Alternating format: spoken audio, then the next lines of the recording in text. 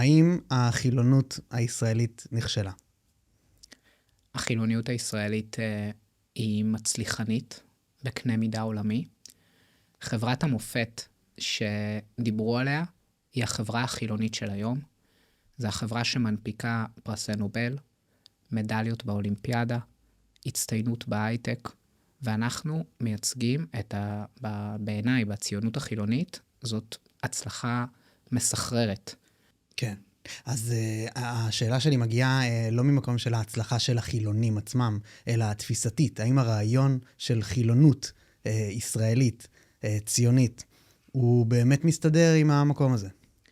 אני חושב שכן, אבל אני גם חושב שצריך להיות כנים, ושאנחנו עוברים אינסוף התקפות על מי שאנחנו ועל מה שאנחנו, ואנחנו עכשיו באוף-סייד, ואנחנו ניצבים בתקופה במדינת ישראל כמו שאני חווה אותה, ובגלל זה גם אני החלטתי להרים את הכפפה ולהיכנס לפוליטיקה, שמנצלים את טוב הלב שלנו בתור חילונים, כדי להתעלל בנו. כי אותי לימדו בתור חילוני, לכבד כל אדם באשר הוא אדם. ואני באמת מאמין בזה. אני באמת חושב שצריך לכבד כל בן אדם באשר הוא אדם. אבל משתמשים בפלורליזם שלנו נגדנו. אני בתור חילוני היום בישראל, מרגיש שרודפים את הערכים שלי. וזה לא סתם שאני מרגיש את זה. אתה ראית מה קורה לי כשאני עומד ברחוב ומדבר על גיוס לצבא או על אבולוציה, זה אפילו לא דעות מאוד קיצוניות בחברה הישראלית. תוך כמה דקות מגיעה עליי משטרה. כן. ואם לא מגיעה המשטרה, אז אלימים כלפיי, ואין מי שיגן עליי. תחשוב תנסה לדמיין לעצמך מצב, שהיו מפוצצים במכות, ושורפים דוכן ובגדים, של רב בתל אביב. כל הקואליציה הייתה מזדעקת על זה. אבל כשעושים לי את זה, אני כמעט לא זוכה להגנה. בוא שנייה לפני שנצלול לדברים עצמם שאתה אומר, נציג אותך במילה אם זה בסדר, אני אשמח גם שאתה תרחיב בעצמך. בעצם אתה נאור נרקיס, אתה היום במפלגת הדמוקרטים, ובעצם התחלת, אתה עומד בחזית של המאבק החילוני בישראל, ועושה המון המון רעש בימים אלו. כן, כן, זה לא שקט. לא שקט בכלל. אני פחות מהשקטים. כן, אז אני גם, אתה נגעת גם לפני שהמצלמות פה נדלקו, וגם הכל, אני שומע אותך מדבר על זה הרבה, שמנסים להשתיק אותך ומתנכלים אליך באופן אישי. אני אשמח שתרחיב על זה אם זה בסדר, אבל ברשותך לפני זה, אני אשמח שנשאר איפה שהתחלנו. אני בכוונה, בשאלתי, ניסיתי להפריד בין חילוניות לחילונים. האם הרעיון החילוני של, אני פשוט מסביר את ההתקוממות כנגדך בגלל כשל לוגי שקיים במחנה שלנו, שאני חולק איתך. אז כן. האם החילונות הישראלית נכשלה? אני לא חושב שאתה צודק, כי הסברתי שאנחנו מביאים הישגים פנומנליים, אבל ברמה הפוליטית אתה צודק. אין היום לחילונות הישראלית בדיוק. נציגים אמיתיים שמתקוממים. אני חושב שהצד השני מאוד מתחרפן ממה שאני עושה, כי אני מתייחס לקטנה כגדולה, כמו שהם עושים. הם על הדבר הכי קטן דתי שפוגעים להם, הם מתייחסים כאילו זו פגיעה ברגשותיהם, והם דרמטיים וזה, ואני עושה את אותו הדבר, והם מתחרפנים מזה. אבל בפוליטיקה הישראלית אין היום ציונות חילונית אמיתית. היא לא קיימת. יש אנשים שהם חילונים באורח חייהם. הם נמצאים בכל המפלגות, אפילו בליכוד. אבל אין להם רעיון פוליטי של ציונות חילונית, ובמובן הזה אתה מאוד מאוד צודק. זהו, האם יש להם רעיון ציוני אפילו? האם יש להם קרקע לעמוד עליה, כששואלים אותם על הסיבה ללהיות פה? אין להם. עכשיו, הציונות התחילה כאשר אנשים אמרו, אנחנו לא מחכים לעזרת השם, ואנחנו לוקחים אחריות במעשית. צריך לזכור שיהודים התפללו 2000 שנה, ולא הייתה להם מדינה וצבא, נכון? מה קרה? היהודים נחשפו לרעיונות ההשכלה, הם התנתקו מהשליטה הרבנית, והם החליטו לקחת אחריות על עצמם, ולהיות מעשיים, פרקטיים, ולא להגיד, אנחנו נתפלל ואלוהים יעזור לנו. וזה הבסיס התשתיתי שעליו אנחנו מבססים את הציונות החילונית. והיום אין הרבה חברי כנסת שיודעים לעמוד, ובצורה עוצמתית, מול הכוחות הפרימיטיביים הדתיים, שרוצים לקחת אותנו לאיפה שהיהודים היו במשך 2000 שנה, שהם חיכו לעזרתו של אלוהים או לרבנים. אני לא מוכן לזה. היה לנו השבוע, התפוצץ איזה ציוץ של ישראל כהן, שהוא דיבר על הניסים והנפלאות, כל השיח הזה של נס, קרה משהו, זו נס. ואני שואל את עצמי, איך אתם מעזים בכלל לבקר את הציוץ שלו? אני יושב באולפן, ואני אומר שהתפילות של האברכים לא עוזרות, ומיד כולם מתרעמים עליי. המסורתיים שמצביעים ליכוד וקונים את הקשקושים שהתפילות עוזרות לביטחון, הם הרבה יותר מדאיגים אותי מאשר חרדי כמו ישראל כהן. כי הוא לפחות עם תחפושת חרדית, הם לא. אבל אם אני יושב באולפן, ומוריה אסרף אומרת לי ואני מצטט, אני מאמינה שתפילות האברכים עוזרות, דוסטרי, הדובר של ראש הממשלה, מאמין, ושי גולדן נראה לי מאמין, אז הרוב קובע שהתפילות עוזרות, אנחנו לא יכולים לקיים ככה דיון ציבורי. צריך לדעת לשים גבולות. ואני חושב שהמקום שבו אתה צודק, והציונות החילונית נכשלה, זה שאין היום פוליטיקאים חילונים, שמסוגלים לעמוד בתקשורת ולהגיד לדתיים ולחרדים, התפילות שלכם לא עוזרות בכלום. לימוד תורה זה לא ערך, זה חוג, כמו ג'ודו, או קרמיקה, או התעמלות אמנותית, ושלושתם הביאו יותר תועלת לישראל מאשר לימודי התורה שלכם. אוקיי, אז אני ברשותך עדיין רוצה להתעכב על העניין, כי אני אישית חושב שזה לא לגמרי נתקע רק בפוליטיקה. כי באמת נתת את הדוגמה של היהודי 2000 שנה האחרונות, שרצו לקחת בעלות על עצמם ולקחת אחריות על גורלם, ובגלל זה הגיעו לפה. אני לא בטוח שהם ידעו את כל הסכנות שהמקום הזה מציב, כשהם בחרו את המקום הזה.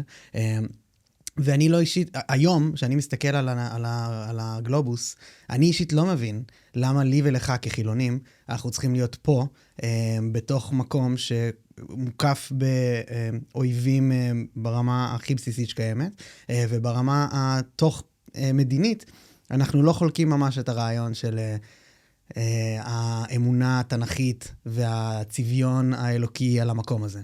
אז למה אנחנו לא נמצאים בארצות הברית, אירופה, אוסטרליה, מקומות שבהם לא התנכלו לך בשל כביכול, למרות שגם שם זה קורה, בשל אתה יודע, העמדות שלך וכדומה. דניאל, פעם הגעת אל יוון ושאלת יווני יקר, תגיד, אתה לא מאמין בזהוס ובאתנה או בהרקולס. מה יש לך לעשות ביוון? למה שתחיה ביוון? הוא אבל לא שם נמצא 80 שנה. הוא נמצא שם כביכול על פי התיאוריה שלך אלפי שנים, מאות שנים. אם אנחנו מסתכלים על המדע, על ארכיאולוגיה, על היסטוריה, זה המקום שלנו. ארץ ישראל ומדינת ישראל. אני גם גרתי בחול. אני יודע איזה דברים קורים שם. ואני חושב שאפשר גם לחיות בחול, ואם תבחר לחיות בחול, זה בסדר. אבל אני חושב שיש לנו את המדינה הכי מדהימה בעולם. אני בן אדם ציוני. אני אוהב את ישראל, אני אוהב לגור פה, אני אוהב את השפה העברית, אני מרגיש הכי מחובר בעולם למקום הזה. אני לא חושב שאם אני אעבור לחול, אז יהיו לי חיים משמעותיים עם קהילה וחברים ושפה ומשמעות חיובית. וזה המקום שלי. ואסור לנו לתת לדתיים ולחרדים לצמצם את כל הקיום שלנו בתור יהודים ובתור ישראלים, רק לאמונה דתית. אפילו בתנ"ך, יהודים מלא פעמים, או עבריים יותר נכון, לא האמינו באלוהים מדי פעם, גם כשהוא עשה להם ניסים כביכול. אני חושב שאין קשר בין אמונה דתית לבין ההגדרה שלנו כאן, בדיוק כפי שאין שום קשר בין הזהות של יווני לאמונה בהרקולס, או זהות של מקסיקני לאמונה באלים האצטקים ובמאיה. אנחנו אנשים מודרניים, האמונה היא עניינו האישי של האדם, ואני חושב שלי יש משמעות אדירה בלגור כאן במדינת ישראל, אבל אני מאוד מאוד מבין חילונים ששוקלים עכשיו, כי חילונים לא יכולים לחיות במדינת הלכה פרימיטיבית, עם חוקי דת. אנחנו מקליטים היום את הפודקאסט, ביום שבו עולה להצבעה חוק לצמצום הזכויותיהן של אנשים עם בתי הדין הרבניים. עכשיו, השבוע התפרסמתי בגלל איזשהו קמפיין. אז אותן נשים שהן פוליטיקאיות שפועלות למדינת הלכה, שטוענות שהפשטתי אותן, הן מצביעות היום על הפשטה של נשים מכל הזכויות שלהן. אז מי שמשתמשת בשיח של אלכס זכויות נשים, בשביל להפשיט נשים אחרות מהזכויות שלהן, שלא תטיף לי מוסר. כן, אני רק לא בטוח שרוב מהאנשים שחולקים את העמדה של לעבור למקום אחר, רק חוששים ממדינת הלכה. אנחנו גם מקליטים את זה בעודנו חוטפים טילים מאיראן, זה לא משהו רגיל. 7/10, פיגועים, הדברים שקורים פה ביום-יום, זה לא רגיל. ההסבר היחיד להם, שאני מוצא שהגיוני ללמה בכל זאת להישאר פה, זה כי הארץ הזאת חשובה יותר ממקום אחר בהקשר של אני חושב שהעמדה האמונית חזקה יותר מאשר העמדה התרבותית או קהילתית. אתה לא חושב שמלחמת נצח יש לה קשר לעמדה הדתית?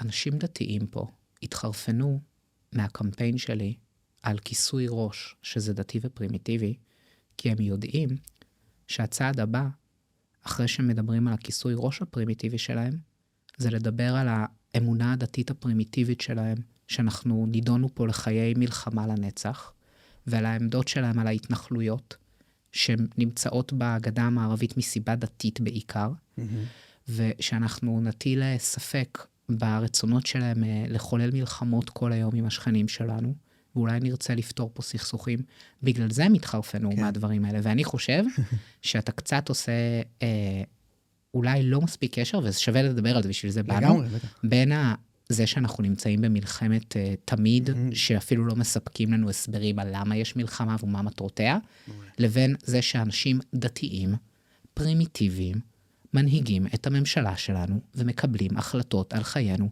משיקולים שהם לא בהכרח טובת המדינה הרציונלית, הלאומית, אלא שיקולים דתיים.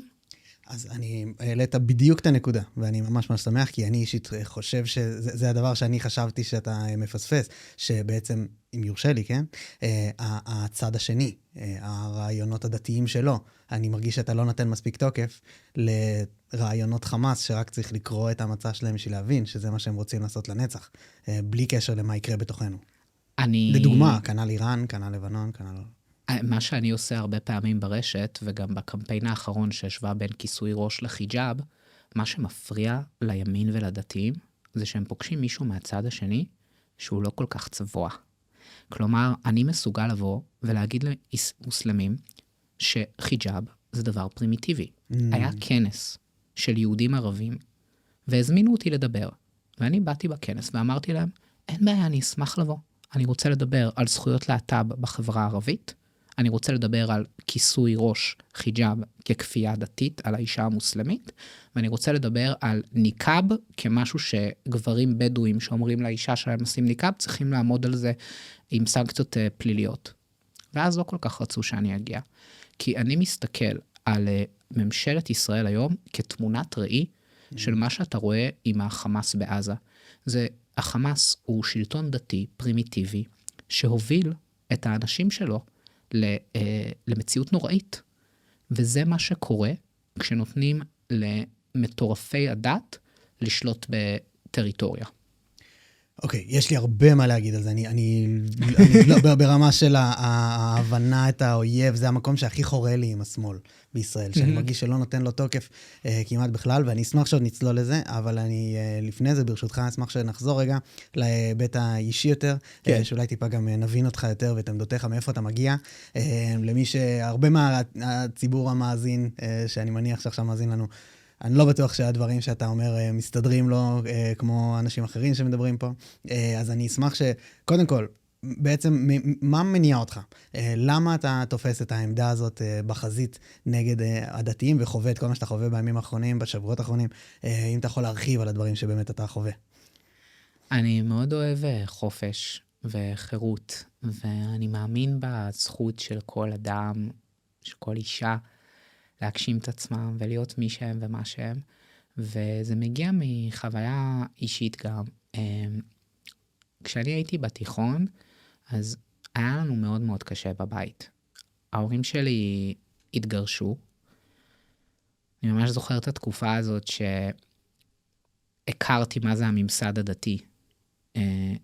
אמא שלי עברה תקופה נוראית שבה היא מפרנסת לבד 4 ילדים, אני כבר עבדתי מגיל 14, והיא הייתה עם בן זוג, בעל, שאני לא בקשר עם אבא שלי היום, שמאמלל את חייה, והרבנים עוד באו ואמרו לה, תעשי שלום בית. והתחלתי להבין מהי המשמעות של ממסד דתי שפוגע בנשים. ובאותו הזמן, אני הבנתי שאני חייב לצאת מהמצב הזה, אז הייתי הילד הכי חרשן בכיתה והכל, ואחר כך התקבלתי לתוכנית מצוינות בצבא לחבצלות, בחיל המודיעין, אבל אחותי באותו הזמן חזרה בתשובה. וכאדם חופשי ופתוח, קיבלתי את זה. זו זכותו של כל בן אדם להחליט מישהו ומשהו. אבל כאשר עברו השנים ונולדו לילדים, אני ראיתי איך אמא שלי צריכה לכסות את הראש שלה, בשביל לראות את הנכדים שלה. לשים כפפות על הידיים, כדי שלא יראו שיש לה ציפורניים עם לק ג'ל. היא צריכה לשקר על הזהות שלה, כדי שהנכדים לא ידעו שסבתא היא חילונית. איך אין קשר בין בני המשפחה, כי לא אכלנו אף פעם ארוחת חג ביחד. אנחנו המשפחה הכי קרובה בעולם, אני והכי ככה קרובים, אנחנו מדברים כל יום. אין לנו קשר איתה. וזה הביא אותי לפתוח את הבית שלי, ולדבר עם חרדים וחרדיות, ולשאול אותם מה קורה שם. ומה שאני גיליתי שם, ודניאל, אני העליתי את הדברים האלה ליוטיוב, יש אנשים שמספרים שבבתי ספר של ש"ס הם חטפו מכות ממורים, והנה אני אומר את זה פה בגלוי לפודקאסט. ש"ס לא תתבע אותי כי יודעת שזה נכון.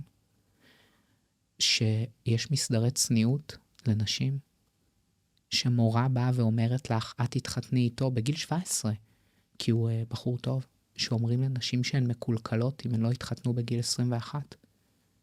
אז מי אתם שתגידו לי שיש בחירה חופשית בישראל? למישהי שנולדה חרדית יש בחירה חופשית בישראל? מישהי בחרדית בבני ברק יכולה עכשיו ללכת חופשייה? היא לא. אז אנחנו בתור חילונים צריכים לקדם את החופש בשביל כולם, גם בשביל אישה חרדית, גם בשביל ילד חרדי, אולי הוא יהיה זוכה פרס נובל. אני רוצה שהילד הזה יוכל לזכות בפרס נובל. אני רוצה שהילד הזה יוכל לקבל מדליה באולימפיאדה. פעם ראית מישהו חרדי שזוכה במדליה באולימפיאדה בישראל? מה, הם לא יכולים? הם יכולים. אנחנו צריכים לאפשר להם את זה. והדבר שאני, באופן אישי, אני הכי אוהב אותו בעולם, זה חופש. בגלל זה גם אני תמיד אומר לבן זוג שלי, והוא מכיר אותי הכי טוב, גם לא קוראים דניאל אגב, שאיום על החופש שלי, זה הדבר שהכי מחרפן אותי. אז הוא תמיד נותן לי את כל החופש בעולם, ותומך בי באופן מלא בהכל, ואני תופס איום על חופש ועל חירות של בני אדם, בתור אלימות. אז זה הדבר אולי שהכי מניע אותי באופן רגשי, איום על חירות ועל חופש. אז שתי שאלות ברשותך. קודם כל תודה על השיתוף, ממש מעריך את זה. גם אני מניח שאולי יצוץ לאנשים בראש, האם משהו שמניע אותך הוא גם, יש בו איזושהי, וסליחה על המילה הדרמטית, אבל שנאה לדת, שנאה אולי ליהדות אפילו, משהו בסגנון הזה. תראה, אתה מקשיב לי, אני פתחתי ארגון שקוראים לו חוזרים בתבונה. אנחנו באים ממקום הכי טוב והכי טהור שיש. אנחנו רוצים לאפשר לאנשים חופש בחירה.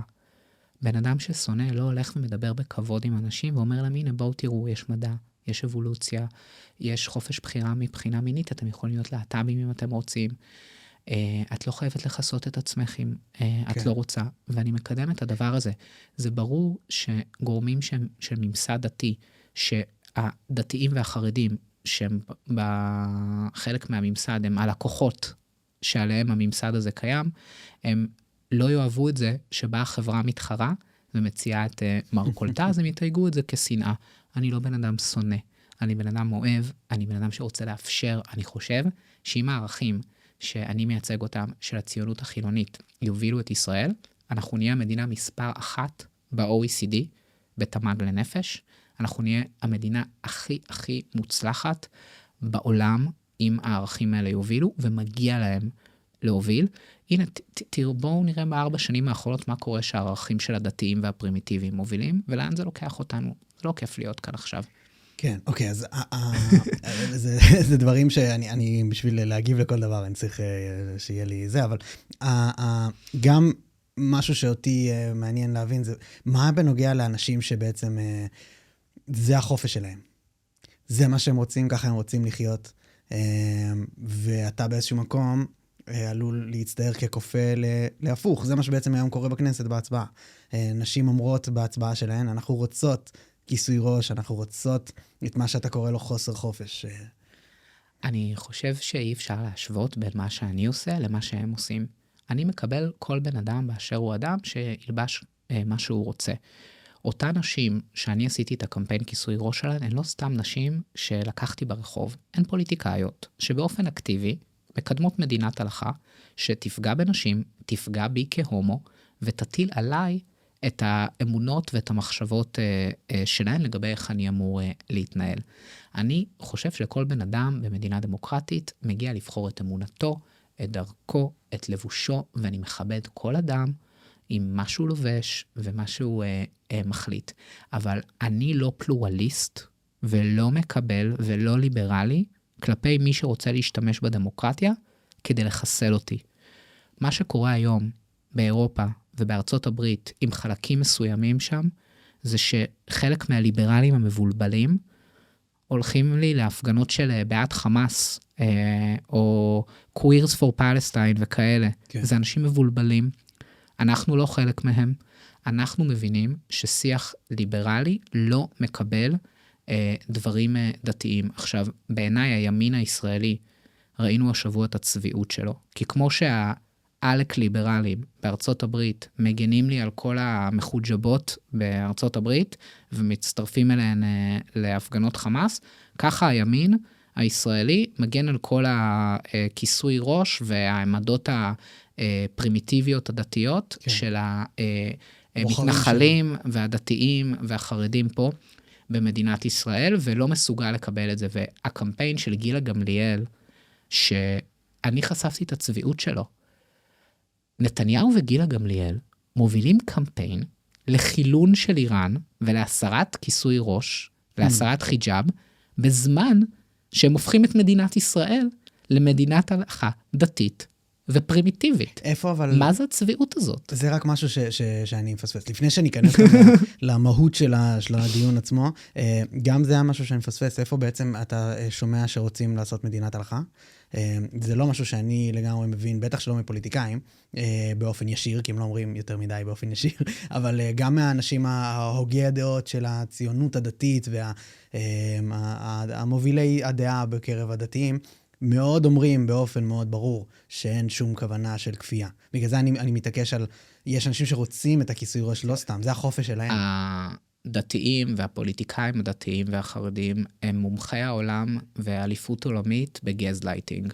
ברור שהם עושים מדינת הלכה. מה זה ההפיכה המשטרית? מה זה המהפכה המשפטית? מה הם רוצים לעשות לבתי המשפט? עכשיו בוא נרגע נתעמק בזה. מה זה חוקה? מה זה חוק? זה חוק, זה ביטוי של רצון האזרחים. ומה שהם רוצים לעשות זה לרסק את החוק האזרחי בשביל להחליף אותו בחוק דתי, בבתי דין רבניים, בפוסקי הלכה, באנשים שהם סמכויות דתיות. עם כל הכבוד, זה פשוט, זה הפרשנות שלך לרפורמה המשפטית. המטרה שלה... בוא נדבר על החוק שיש היום, עם חוק בתי הדין הרבניים, הרחבת סמכויות, מה הוא אומר? אתה מכיר? את הספציפית הזה לא נראה לי. הוא אומר שכאשר יש סכסוך בין אנשים, אז אפשר יהיה לעשות את הסכסוך הזה בבית דין רבני. כלומר, אנחנו ננטרל את החוק האזרחי, ונשתמש בערכים של החוקים של הדתיים. במדינה דמוקרטית, אין חקיקה דתית שקובעת את מערכות היחסים בין בני אדם. תחשוב שאני ואתה, יש בינינו חוזה. כן. נניח ולא נסכים על משהו. אני אתבע אותך בבית משפט, והחוק יקבע, החוק שנקבע על ידי העם. אבל מה קורה בבית דין רבני? בין אנשים יש סכסוך, ומה שיקבע זה החוק האלוהי, או לפחות הפרשנות של ש"ס ויהדות התורה או הדתיים. כן. אני אישית גם כן מזה חושב. אלו מאפיינים של מדינת הלכה. עכשיו, רגע, אני רוצה רגע להגיד לך שאתה כבר חי במדינה שיש בה היבטים של מדינת הלכה. למשל, אני בתור הומו, אני עומד להתחתן בקרוב, אני לא יכול להתחתן במדינה שלי, כי דתיים לא רוצים שאני אתחתן. כן. זה מאפיין דתי שמגביל אותי. אני לא יכול להשתמש ברכבת הקלה 20% מהזמן, או ברכבת ישראל, ומגבילים את חופש התנועה שלי, שזה זכות יסוד במדינה דמוקרטית, בגלל שלדתיים זה לא בא בטוב, שאני אגיע לקרובת משפחה שלי בחיפה ביום שישי, ואני יכול לתת לך כאן עוד שלל דברים. כל אישה חובה מדינת הלכה, כל ילדה חרדית שמכריחים אותה לגדול לתוך מציאות של צניעות חובה מדינת הלכה, כל בן 18 חרדי שלא יודע לכתוב את השם שלו באנגלית, הוא חובה מדינת הלכה. אני חושב שאתה בתור בן אדם חילוני, אולי אתה לא חווה את העוצמה של זה, אבל יש 2 מיליון ישראלים בערך, שהם כבר בפועל חיים בתוך חברה שהיא מדינת הלכה עם סנקציות אמיתיות. תסתכל מה קורה, מה יקרה לאישה חרדית, שתלך ככה, הייתי לך עם גופייה באוגוסט בציר ז'בוטינסקי. עובדה שאני לא יכול לעמוד בבני ברק, ומגבילים את חופש הביטוי שלי, והמשטרה באה לפנות אותי שוב ושוב ושוב, כי אני מפגין עמדה חילונית. זה אולי מקרה קצה מצחיק, אבל הוא מוכיח לך את ההבדל בין דמוקרטיה מהותית, שמאפשרת חופש ביטוי, לבין מדינה שבה מופעל כוח שלטוני, כלפי משטרה, כלפי אדם, שמבטא עמדה שהיא נוגדת את הממסד הדתי. זה אלו מאפיינים שמדינת הלכה. עכשיו, אני לא רוצה סתם לנקוט בלשון גוזמה. זה לא משרת אותי, אבל אני מתאר לך מציאות עובדתית, שבה פעולה שלי זוכה לאלימות משטרתית, בגלל שהיא עמדה שהיא נגד הממסד הדתי. כן. זה בדיוק האופן שבו משטרים דתיים רודפים מתנגדי דת. אוקיי, אז קודם כל, למען הסר ספק, אני בטח שלא בעד המדינה, ובטח שהממסד המדיני והממשלה, אני משתמשת באמצעים שאני ברור שלא מסכים איתם, ואני בטח שלא חולק את עמדתם בהקשר הזה. השאלה שלי הכי בוערת בהקשר זה, מה יש לך לחפש במקום כזה? זה אני לא מבין. אני על עצמי בטח מגיע למסקנות משל עצמי. תקשיב. אבל רק בנוגע לרפורמה המשפטית, שאתה גם קורא להפיכה משטרית. הפיכה דתית. הפיכה דתית, זה תמונה מאוד ספציפית של הדבר הזה. הדבר שהכי חורה לי בנוגע לשמאל הישראלי, זה חוסר ההבנה של הצד השני. וזה ממש פשוט לא אפילו להשתמש בשפה שבה יבינו אותך, לדעתי חבל. כי הצד השני... אני מבין אותה היטב. אתה מבין את העמדה של הרפורמה? למה בכלל היא קיימת? תראה. בשנת 92 עבר בכנסת ישראל חוק יסוד כבוד האדם וחירותו. זה היום שבו הדתיים, החרדים, שתמיד שנאו את בית המשפט העליון, התחילו לתכנן את ההפיכה המשטרית שלהם. בזכות חוק היסוד הזה, שאגב הצביעו עליו 10 חברי כנסת מהליכוד ועוד 10 ממה שהיה מרץ, בזכות החוק הזה, החילוניות הישראלית התחילה לנצח. אנחנו התחלנו לנצח. ישראל היום הרבה יותר פתוחה בשבת, מאשר שהיא הייתה בתחילת שנות ה-90. ישראל היום עם הרבה יותר זכויות להט"ב, ממה שהיה בתחילת שנות ה-90. כן. ישראל היום היא במרחב הציבורי שלה, היא הרבה יותר מקבלת בפועל, יותר ישראלים בפועל, יכולים לממש את החילוניות שלהם, בזכות החוק הזה שהביא אינסוף פסיקות אחר כך. והחרדים והרוטמנים והסמוטריצ'ים והאורית סטרוקים, שהם היו אז צעירים, כשהחוקים האלה התחילו להתממש, הם הבינו מה האויב שלהם. האויב שלהם זה בית המשפט העליון, כי הוא מחולל חילוניות. הוא מחולל זכויות אזרח. אבל זה הפרשנות שלך. לא, תקשיב לי, אני מקשיב להם.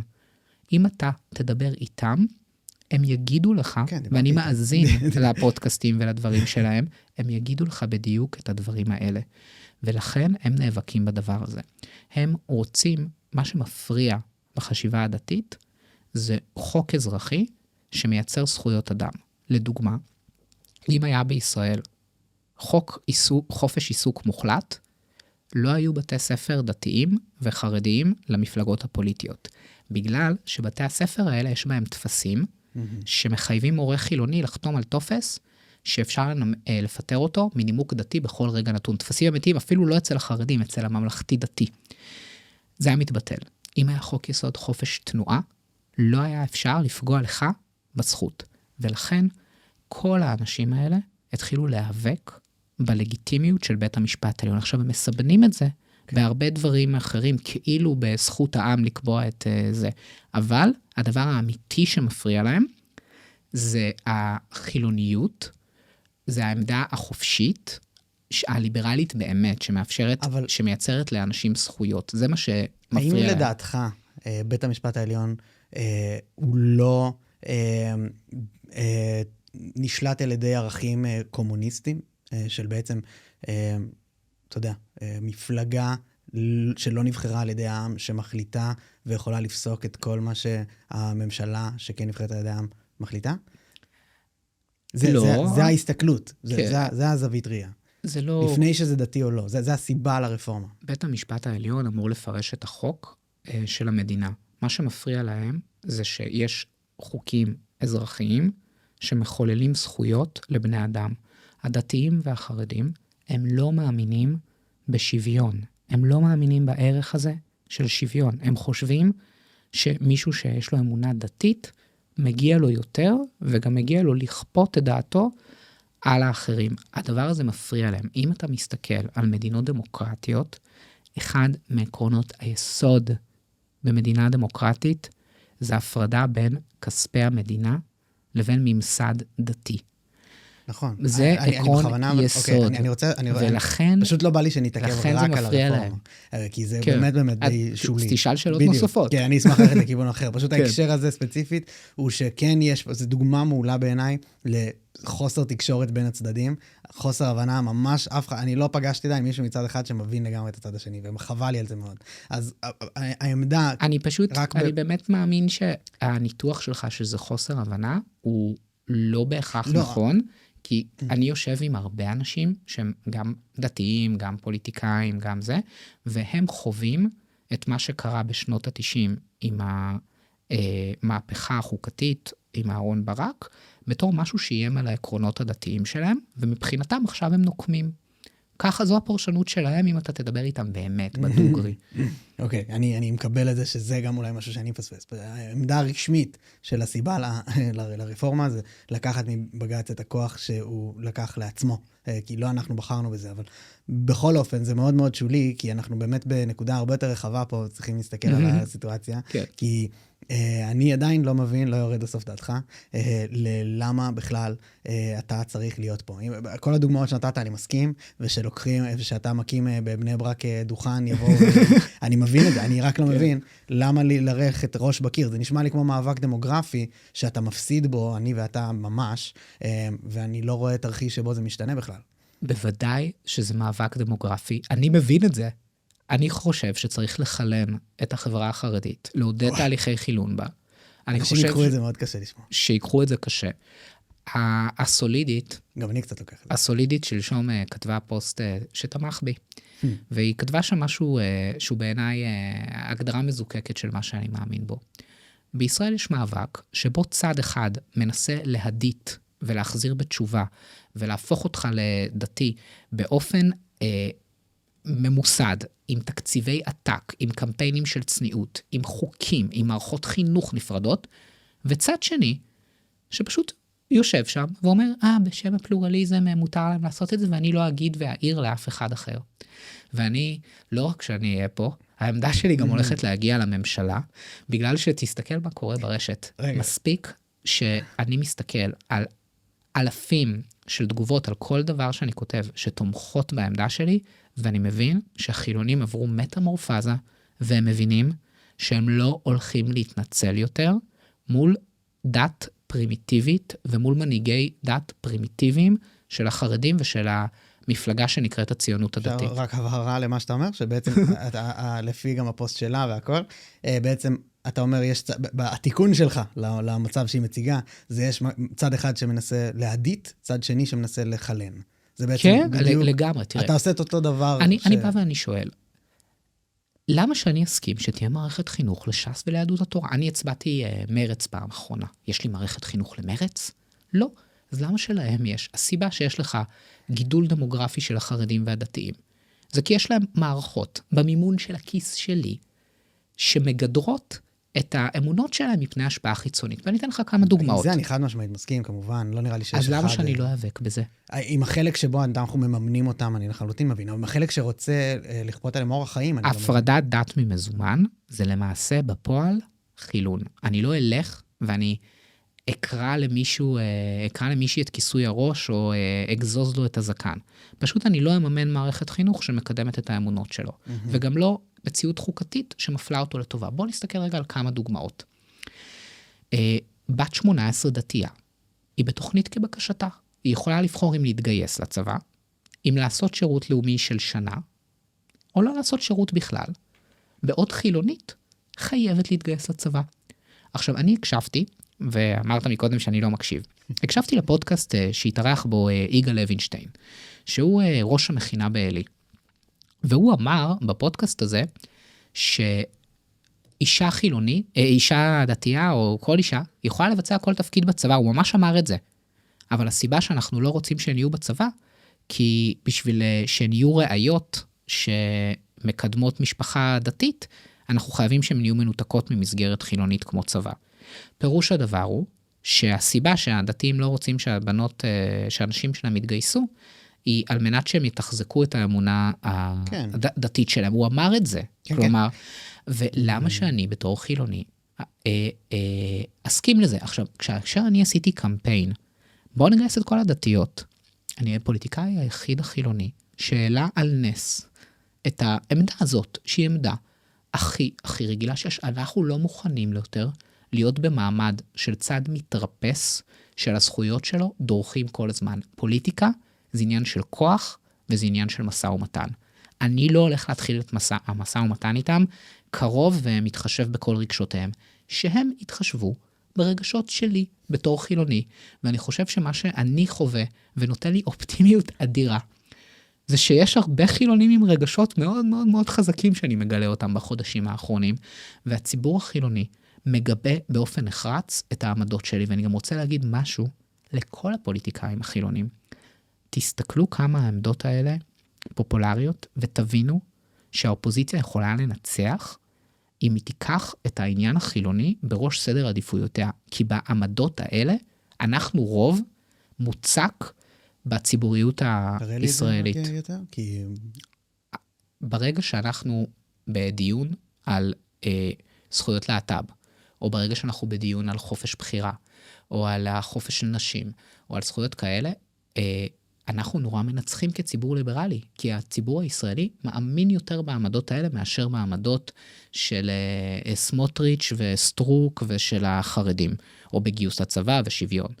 אנחנו צריכים לקחת את החילוניות, ולשים אותה בראש סדר העדיפויות, ואני אגיד לך את האמת, אני נהנה מזה, כי כרגע אני הפוליטיקאי היחיד שמתעסק בדבר הזה, וכל השאר די הפקירו את החילונים, והם לא מגנים עליהם באופן נחרץ, אבל אני לא בא לתקוף אותם, הם השותפים שלי, אני רק רוצה שהם יבינו כמה הדבר הזה הוא קריטי ליכולת שלנו לנצח גם. קודם כל, אני שמח שאתה אומר את זה, זה נכון, העניין של לא מדברים על זה בכלל, ואף אני לא רואה שום דבר שום חזון אפילו, עבור הציבור החילוני.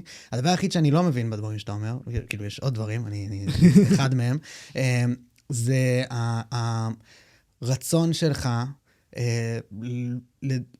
לגעת או להתעסק באורח חיים של אנשים אחרים.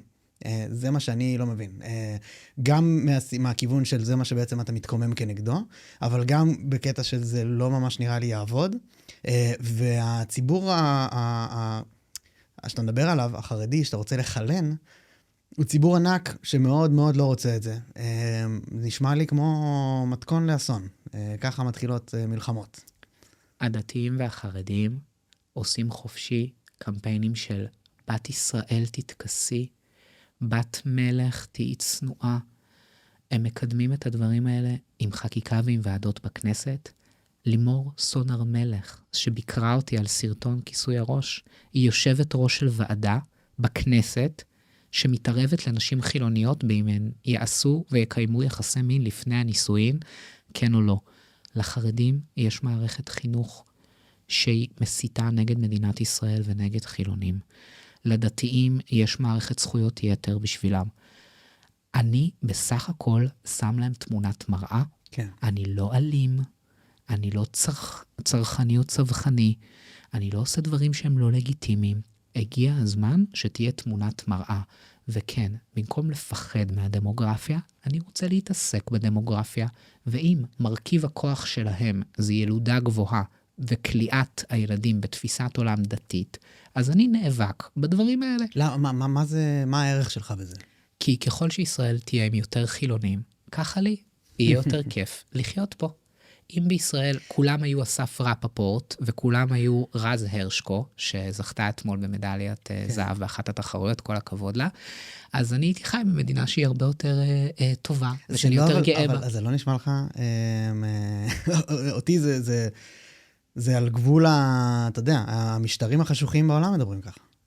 לא, תתמודד. אני רוצה לחיות במדינה חילונית וחופשית, וכחלק מזה, אני לא אממן בית ספר שלא מלמד ילדים מתמטיקה, מדע וזכויות אדם. יש הבדל בין זה אני ממש מסכים, אבל אתה מדבר על האורח חיים של עצמם, איך הם חיים בלעדיך. האורח חיים שלהם, אמרתי, הם יכולים לבחור בו. אני לא אפגע לאף בן אדם באורח חייו, יש לו חופש אמונה מוחלט מבחינתי, ואני מאמין בזה, לא מן השפה על החוץ, אני מאמין בזה באופן עמוק, שבן אדם יכול לבחור להיות חרדי.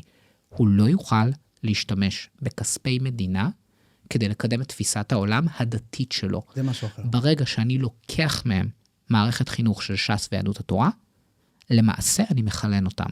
כי ברגע שלא תהיה להם מערכת חינוך, שמגדרת את הילד החרדי לתפיסות עולם חילוניות, אז האנשים האלה יתחלנו. איך אני יודע את זה? חרדיות, כן. כי ברגע, תראה, היום ל-61% מהצעירים החרדים יש כבר סמארטפון. אתה יודע כמה צעירים חרדים פונים אליי? אני הייתי לפני חודש בדיון, בפודקאסט, עם רב חרדי, שהכחיש אבולוציה, טען שלא היו דינוזאורים, ובאמת גיבב שם המון שטויות אנטי-מדעיות, וזה הגיע למאות אלפי צפיות, וכמות המיילים והוואטסאפים, ובעיקר בהודעות בטיקטוק, שאני מקבל מחרדים, הם באים ואומרים לי, נאור, תודה שפתחת אותי לזה. אנשים כותבים לי שהם קראו 5 פרקים בספרים של יובל נוח הררי, והם מתחלנים. עכשיו, מה עושים גולדקנופ ודרי? הם דואגים שהילד החרדי לא יוכל לשמוע על האבולוציה, לא יוכל לשמוע על גיל העולם. וגם הליכוד וקיש דואגים שגם החילונים יהיו חלשים. כלומר, ילד חילוני היום במדינת ישראל יכול לעבור 12 שנות לימוד, כשהיו לו 1,200 שעות תנ"ך, והיה לו 0 שעות על אבולוציה. והיה לו 0 שעות על בין כמה העולם. והיה לו 0 שעות על דינוזאורים. אני הגעתי למערת נטיפים. אתה מכיר את מערת הנטיפים? בוודאי. יש שם שלט שהדתיים שינו אותו. היה שם שלט שהמערה נוצרה לפני מיליוני שנים, והדתיים לקחו את השלט הזה, והפכו אותו לנוצרה לפני שנים רבות. כי זה לא מסתדר להם עם האמונות שלהם שהעולם נברא לפני 5,785 שנה.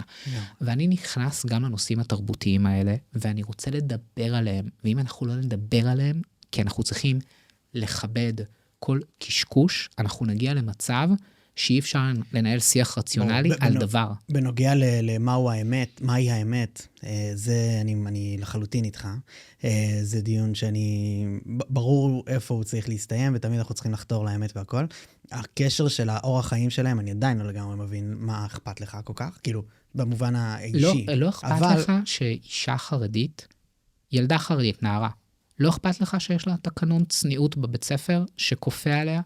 אני ראיינתי נשים שאומרות, יש לנו אחראית תקנון במימון שלך, אחראית תקנון שרודפת אותי אחרי שעות הלימודים, רגע, ומדווחת להורים שלי, אם דיברתי עם בן, לא אכפת לך ממנה? אני לא חושב שזה קשור לאם אכפת לי ממנה או לא, האם אני רוצה אתה יודע, שהיא תהיה חלק מהקהילה. אנחנו צריכים לממן כזה דבר? לא, ובגלל זה אני חושב שאני ואתה לא צריכים להיות פה. אבל אני רוצה ברשותך ללכת למקום הזה. דניאל, אנחנו מאוד פה, אנחנו נמצאים בדירה המהממת שלך, עם חדר פודקאסטים, ואתה אנחנו מדברים על נושאים ברומו של עולם, אבל אני מבין את מה שאתה מרגיש, הם לא רוצים שתהיה פה, הם באמת רוצים למחוק את החילוניות הישראלית, ובמקום להגיד, טוב, בוא נסכים לזה, אני אומר, fuck it, אנחנו לא נסכים לזה. ואם אתה חושב שבאירופה או בארצות הברית, העמדות הפרימיטיביות האלה לא יכולות לחזור, אז אתה טועה, היו כבר רגרסיות בעולם האנושי. אז זהו, אני פחות חושש מזה. אני יותר חושש ממוסלמים רצחניים שנכנסים לבתים ושורפים. גם אני חושש מהם. אני יותר חושש מהם. מאוד. אז זהו, ברשותך, בוא רגע נרד לשורש של המהות של כל מה שבעצם, שזה בעצם על למה אנחנו פה. ואני אשמח להבין יותר, כי החילונות שאתה מתאר, חילוניות, אנחנו אמרנו כבר את כל הווריאציות בפרק הזה, אומרים חילוניות או חילונות? אתה יכול להגיד מה שאתה רוצה, זה לא מה שחשוב. אם מישהו יודע במאזינים, תתקנו אותנו. אבל החילוניות הישראלית, שבעצם נראה לי הרבה מהמאבק פה הוא גם דמוגרפי בין מזרחים לאשכנזים בתוך הדיון הזה נמצא. אני מאוד אשכנזי. לא, גם אני, ברור, אבל עדיין זה כן נמצא שם. העמדות האירופאיות אל מול עמדות אנשי המדינות המזרחיות, לא בהקשר של ליברליזם. ההוגה של החילוניות העולמית הוא יהודי ספרדי, שפינוזה. אתה קראת את הספרים של שפינוזה? בוודאי, האתיקה. האתיקה זה נחמד, אבל הדבר הכי יפה, הכי נשגב שהוא כתב, זה המאמר התיאולוגי-מדיני. הוא כתב שם, והוא הסביר על כל הדתות, שממסד דתי זה תמיד מבנה של כוח לשליטה בבני אדם, ויש לו פרק מדהים, שהלוואי שכל ילד ישראלי ילמד אותו בבית הספר, אם אני שר חינוך, כל ילד ישנן את זה. יש לו פרק שנקרא על הניסים, והוא אומר שם, שאנשי הדת, לאורך כל ההיסטוריה ובכל המדינות, תמיד ילחמו באנשי המדע, ובאנשי מדעי הטבע, כי מי שמגלה את חוקי הטבע, הוא מאיים על הפרשנות של הרבנים ושל אנשי הכנסייה, על הצגת תופעות במציאות בתור רצון האלוהים ובתור נס. אז קודם כל, רק כמשהו... והוא ספרדי, לגמרי. לא אשכנזי. ברור, אני מבין מאיפה. אבל גם כקונטרה, ניוטון ואנשי מדע גדולים נוספים שגילו תגליות מדהימות, היו בעצמם אנשים דתיים. אבל הם לא האמינו בממסד הדתי. נכון. אז רגע, לא, שיהיה ברור. אני ואתה מסכימים על זה לחלוטין. אני נגד ממסד דתי, בטח ששולט במדינה, בטח שמחליט החלטות מלחמתיות. אני נגד זה לחלוטין. אני בגלל זה רוצה ללכת צעד אחורה. כן. ובכוונה אני רוצה שנתעכב שם. למה? אנחנו צריכים פה, במדינת ישראל, אתה יודע, זה המקום מאוד תנכי, במהות שלו. אני לא רואה סיבה להיות פה ללא האמונה, ואני מקבל את מה שאתה אומר, שאתה יודע, נולדנו פה, יש לנו פה את הקהילה שלנו, גם אני מרגיש ככה, אבל רעיונית, אני בכוונה רוצה יותר רחב מקהילה. סבא שלי, מיכאל, זיכרונו למדע, הוא היה צרפתי, והוא אמר לי, נאור, עד שאתה תהיה גדול, כבר יהיה עדיף לחיות בישראל מאשר בצרפת. והוא צדק. אני הייתי מקבל את מה שאתה אומר, אם היינו מדינה מסכנה, ענייה, בלתי מצליחה, והייתי אומר לך, דניאל, קח את הדרכון הזר שלך ולך. אבל הציונות החילונית היא מצליחה בצורה פנומנלית. התמ"ג של ישראל עבר את של בריטניה, את של צרפת, את של מלא מדינות, והמגמה שלנו רק הולכת ומתחזקת. אם אתה אפילו מנקה, כמו שנתניהו אמר, את החרדים, אתה נמצא בכלל במקום מדהים. אנחנו מצליחים באופן פנומנלי. יש בי תחושה שאם אנחנו נשאר פה בישראל, אנחנו נהיה המדינה הכי עשירה פר נפש ב-OECD. אני מלא אופטימיות, ואני יודע שזה המקום שלי. אנחנו רק צריכים לעמוד על הערכים החופשיים והחילוניים שלנו. יש פה אנשים דתיים עם עמדות חשוכות, שרוצים לקחת את כל ההצלחה הזאת ולזרוק אותה לפח, ואנחנו פשוט לא ניתן להם. זה מאוד מאוד פשוט, והייתי מקבל את מה שאתה אומר, אם היינו באיזשהי מצב של קטסטרופה, של עוני וסבל. אני לוקח את ההיבט הכלכלי, אבל האם המלחמה והזוועות שאנחנו עוברים בשנים האחרונות הם לא קטסטרופה? הם קטסטרופה שנגרמת מזה שיש אנשי דת בתפקידי מפתח. רגע, מה? אתה מוריד אשמה, וסליחה, אני פה קצת מתקומם יותר מהרגיל, יש לי לעתים פרקים כאלה, אני מקווה שזה מתקבל ברוח טובה, מה בנוגע לאיראן? מה בנוגע לחמאס? מה בנוגע לכל האויבים האלה? החמאס, בוא נגיד את זה בצורה פשוטה.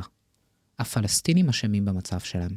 אני לא אשם במצב של הפלסטינים. הפלסטינים קיבלו כמה הזדמנויות מראשי ממשלה בישראל, מרבין, מברק, מאולמרט, שתהיה להם מדינה משלהם.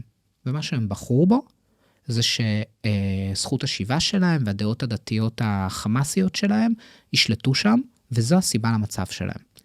עכשיו, מה קורה במדינת ישראל? הממשלה הזאת ונתניהו, היה לו מאוד נוח לחזק את גורמי הדת הפלסטינים, את החמאס, בשביל שהוא ימשיך במדיניות הדתית של השותפים שלו, לשלוט בכל שטחי ארץ ישראל מסיבות דתיות.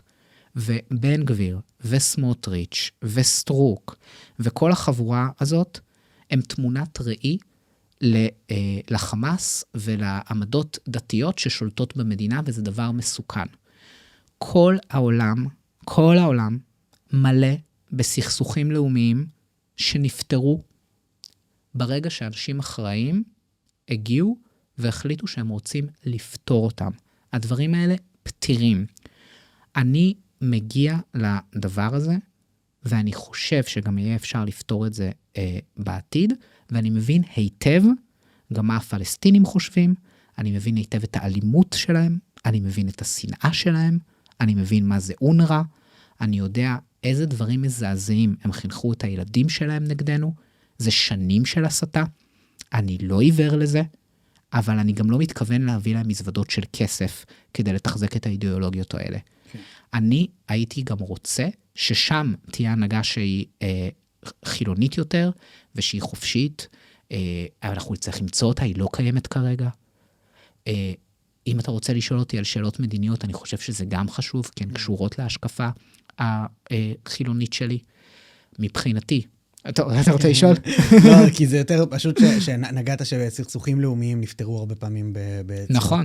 אבל יש את ההקשר סכסוכים דתיים. נכון, שלרוב הם נפטרים רק במלחמות דת קשות. אני לא רוצה לפתור את הסכסוכים האלה מבחינה דתית. הנקודה שלי היא אחרת, שבעצם אתה נמצא בתוך סכסוך דתי. השאלה שלי היא למה אתה לוקח בו חלק. כי אני חושש שאני שומע את זה יותר ויותר, גם מאנשים בטח שבחול. אני דיברתי עם לא מעט אנשים בארצות הברית, וגם פה אנשים מאוד חכמים, גם מביני מזרחנים וכאלה, שבעצם משהו בקיום המהותי של מדינת ישראל במקום הזה, מכיל בתוכו באופן בלתי נפרד, מלחמת דת עם השכנים. אני חושב שהמציאות הזאת היא, אני מקבל את ההשקפה הזאת, אבל היא משתנה. בוא נסתכל על המזרח התיכון. בוא נסתכל על איחוד האמירויות. יש קשר בין מדינות ערביות שזונחות את השנאה לציונות, לבין הפיתוח הכלכלי שלהם. כן.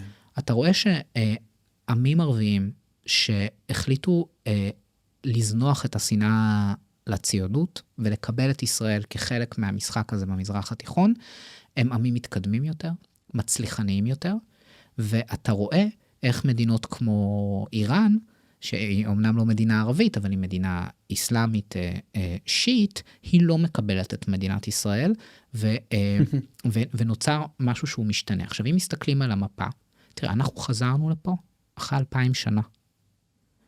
זה המקום שלנו. והשכנים שלנו... אתה בזה מאמין? אני בוודאי, זה ארכיאולוגי. אם אתה חופר פה בישראל, אם אתה חופר פה בישראל, אתה רואה שהאבות אבותיהם הקדומים שלי, הם היו כאן, זה הבית שלי. אני לא מאמין באלוהים, אבל זה לא קשור. זה גנטי, זה הקשר שלי, זה ארכיאולוגי, זה מדעי. אני מתרגש מזה גם. העניין הוא שאנחנו חזרנו פה אחרי 2000 שנה, והאנשים שהיו פה בסביבה, זה לא בא להם בטוב. ובהתחלה היה להם חרם מוחלט עלינו. כולם, 100%, מכל העמים הערביים בסביבה. אבל עברו כמה עשרות שנים, ואז פתאום מצרים הכירה בנו. ואחר כך ירדן הכירה בנו. ובתחילת שנות ה-90 פתאום נוצרו עוד קשרים בעקבות תהליך השלום הפלסטינים.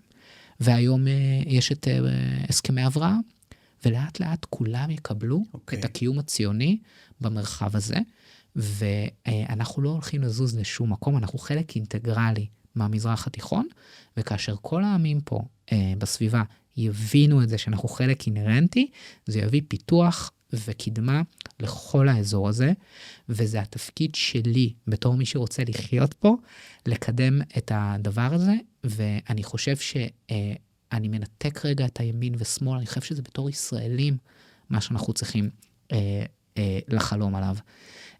ובאמת, בין כל המדינות כאן, המקום שהכי מסית נגד הציונות ונגד הישראלי, זה באמת מה שקורה אצל הפלסטינים, שהם הכי קרובים אלינו גיאוגרפית. חששתי שתגיד וגם את חרדים. זה צריך. לא, כן, זה כן. אצל הפלסטינים, יש אצלם הסתה פרועה של הרבה שנים נגד הציונות, ואנחנו צריכים לטפל בזה. עכשיו, תראה, אפשר רק הבהרה למה שאמרת? הממשלה הזאת היא כל הזמן רצתה את אונר"א, צריך לזכור את זה. הם רצו את זה שילמדו את הפלסטינים לשוב לכל מקום. אז אוקיי, אז קודם כל, אני הרבה יותר מבין את הנקודה עכשיו, ההבהרה שאני צריך להבין יותר לעומק, בעצם אתה השווית אותנו למדינות כמו איחוד האמירויות ודומיהן, שבעצם יצרו סגסוג כשהם קיבלו על עצמן אורח חיים אולי טיפה יותר מערבי, או בעצם לפחות את התקשורת עם העולם המערבי. דיברתי על זה יותר בהקשר של הציונות. אני מבדיל בין עמים ערביים שהפסיקו לבטל ולקנסל את הציונות, לבין עמים ערביים שלא. תראה, הם באיחוד האמירויות יש חוקי דת נוקשים. בדיוק, הם עדיין דתיים. אני לא מקבל אותם, אבל הם לא נוקשים כמו שהם באיראן, שיחסית למדינות הערביות זה קצת יותר טוב מהמצב. תראה, בסוף צריך לזכור, אנחנו בתור ישראלים, יש בנו חילוניות, יסודות חילוניים הרבה יותר חזקים, מאשר עמים ערביים, שהם לא עברו תהליך חילון מודרני של ביקורת על ממסד דתי, כמו שהיה במערב. שמה לעשות, ישראל היא נוסדה על ידי אנשים שהגיעו עם תפיסות מערביות, ואגב, אני גאה בזה, אני מאוד אוהב את התפיסות האלה. כן, אירופאיות. אבל אירופאיות גם, אירופאיות, אמריקאיות גם יש שיגידו. אני חושב שהעמים הערביים לא עברו את התהליכים האלה, אבל דברים משתנים עם הזמן, ואני חושב שגם הם יעברו את הדברים האלה בהמשך. לראות אותנו כמדינה משגשגת, ככלכלה לפחות, כמו ערב הסעודית או משהו כזה, אני יותר מצליח להבין מאשר הבן כלאיים הזה שאנחנו מייצרים פה, שהוא לא דומה לשום דבר. תראה, יש כאן אוכלוסייה בוא רגע נדבר על הדוגרי, על האמת. כל הוויז והווייז והמלנוקס זה של הציונות החילונית. זה לא של החרדים, וזה גם לא של הדתיים. נוצר על ידי. זה נוצר על ידי הציונות החילונית. כן. ואנחנו פשוט מנוצלים פה. לוקחים את כספנו, לוקחים את האמונות שלנו, ורוצים לעשות פה משהו אחר. אני לא מוכן שההצלחה הכלכלית שלנו לא תתורגם לכוח פוליטי, והיא גם לא הצלחה כלכלית שהיא על ידי כל כך מעטים, אנחנו בערך 40% מהאוכלוסייה, 42% מהאוכלוסייה. לפי סקר אחרון של מכון Pew Research, שנעשה בשנת 2025, אנחנו גם לא קטנים. כן, זה נכון. הזרם שקטן הכי מהר זה הדתיים. הדתיים שאינם חרדים, כי שיעורי החילון שם הם מאוד גבוהים, ועכשיו גם צריך לטפל בחרדים, ואני אופטימי שזה יקרה, תראה, הם רוצים, המרכיב כוח שלי, בתור חילוני, זה זכויות פרט. המרכיב כוח של החרדים והדתיים, זה דמוגרפיה, זה ללדת הרבה, ולכלוא אנשים בתפיסת עולם, אבל גם לי יש מרכיב כוח. היום אנשים חיים 90-100 שנה. למה שמישהו שנולד חרדי, בהכרח יישאר חרדי? היום 60% מהאוכלוסייה החרדית היא מתחת לגיל 22. וכשאני מעלה פוסט בטיקטוק, ורואים אותו 100-200 אלף צעירים חרדים, הם פונים אליי והם רוצים לבחור חופשית, ואני אדבר איתם על זה. אתה יודע כמה פונים אלינו? גם פונים אלינו בני נוער, בני 14-15, אני חייב לא להמשיך את השיחה איתם, כי הם באמת קטינים, אבל אתה יודע כמה, איזה כמיהה, איזה רצון יש אצל חרדים צעירים לחופש בחירה. כן, אמרת שחופש הוא דבר שאתה כל כך איזה, זה נראה לי מאוד אנושי, אחד הרצונות האנושיים ביותר. הם רוצים חופש, ומגיע להם. עזוב, הם לא רוצים רק לא להיות צנועים, הם רוצים ללכת לחוג. אתה יודע שזה נחשב ביטול תורה אצל חרדים, ללכת לחוג אם אתה בן, אתה טוב נגיד בספורט, אסור לך ללכת. אתה יודע איזה תחושת קבילה זה? זה דבר נורא. והם פונים אליי ומספרים לי. אז אפשר, גם, אני עדיין קשה לי, ואני מניח שלהרבה מהמאזינים גם, אולי על גבול אני מניח שיהיו תגובות שיגידו שזה אמירות אנטישמיות, לרצות לחלן חרדים. אבל לי קשה עם לרצות משהו עבור מישהו אחר. מה זה לחלן? לשנות את תפיסת העולם של בן אדם. חילון, במובן שאני רואה אותו, זה העברה של כוח מסמכות שהיא דתית לסמכות שהיא עצמאית. זה כל מה שחילון אומר. כלומר, במקום שתקשיב לרב, תקשיב לעצמך. תאמין באלוהים. תאמין בכל האמונות שאתה רוצה. אבל כשאתה מחליט האם ללכת לחוג ג'ודו, תשאל את עצמך אם זה מתאים לך, ולא את הרבי. זה מה שזה אומר חילון. כשפונים אליי חרדים, פונים הרבה מאוד, יש הרבה מאזינים פה, וגם הרבה פונים פשוט באופן אישי, עם כל מיני שאלות על זה. זה באמת מה שאני אומר. לך לעצמך, התשובות נמצאות אצלך, תחקור על עצמך. אז יכול להיות, אני מבין. זה מה שקאנט אמר. הוא אמר במאי נאורות, שזה התעוזה לחשוב בעצמך. לחשוב בעצמך. עכשיו, הוא היה בן אדם שהוא כן היה בן אדם מאמין, אבל הוא לא הסכים ללכת אל הכומר שיגידו מה לחשוב. אני אומר לאותם צעירים חרדים, תאמינו בכל מה שאתם רוצים, תאמינו בקדוש ברוך הוא, תאמינו, זה אני אתאיסט, אבל תאמינו במה שאתם רוצים, זה לא מפריע לי. אתם רוצים לקבל החלטה, תשאלו את עצמכם מה מתאים לכם. אז יכול להיות שגם אתה, אם אנחנו מסתכלים על זה בהשקפה הזאת, אתה תומך. בחילון, אני לא תומך בלהכריח אדם לעשות משהו. זה בוודאי שלא. אני לחלוטין נמצא בהשקפת העולם הזאת, אני רק לא חושב שזה אפשרי פה, לשם אני אשמח שנתקדם. אבל זה כבר קרה. לא, שאני מדבר ברמה דמוגרפית גדולה. אני חושב שאתה נגעת בכך שאנחנו, הציבור החילוני לא קטן, אבל בקלפי, בבחירות, הוא מאוד קטן, הוא על גבול הבלתי נמצא. קודם כל, זה לא נכון מבחינה מספרית, מבחינת המנדטים לאיזה מפלגות הם הולכים. אתה מתכוון שהרבה חילונים מצביעים ליכוד כן, פשוט לא הציעו את העמדה החילונית לכולם, והנה עכשיו אני מציע אותה. ודבר שני, אני בטוח שזה אפשרי בישראל, כי זה כבר קרה. זה כבר קרה. העם היהודי עבר תהליך חילון מהיר מאוד, בקנה מידה היסטרי, ש3-4 מיליון יהודים הפכו מלהיות אדוקים לחלוטין לחילונים מוחלטים, בערך בתקופה של 40 שנה, בין 1880 ל-1920, בערך בתקופת ההשכלה, מיליונים של יהודים הפכו להיות חופשיים. בן גוריון התחיל את המסלול שלו בחיידר, והוא סיים את זה בתור ראש ממשלה של מדינה חילונית, שמקדם את האינטרס הלאומי לפני האינטרס הדתי. הוא מכיר תנ"ך, ידע מה קורה שם, ישראל הוקמה על ידי דתל"שים, בגדול. על ידי אנשים שחזרו בתבונה, ולכן הדבר הזה הוא אפשרי, רק צריך להציע את זה. כשאני מסתכל על הכתבים של מי שאני רואה את עצמי כמישהו שממשיך את העמדות שלהם, תסתכל מה אחד העם כתב. הוא היה נשוי לנכדה של אחד מרבני חב"ד, והוא אמר בפירורים, בתוך אחת המסכות שהוא כתב, הוא אמר, אנחנו חייבים ללמוד אבולוציה, אנחנו חייבים להתווכח עם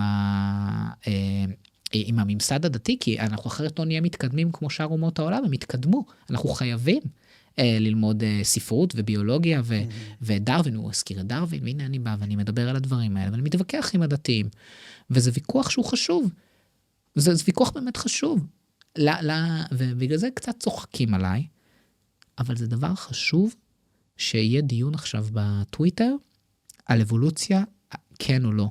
כי ברגע שאתה עושה דלגיטימציה למדע, הרבה יותר קל לך לעשות פייק ניוז ודלגיטימציה לעוד עמדות. הגישה המדעית נר לרגליים.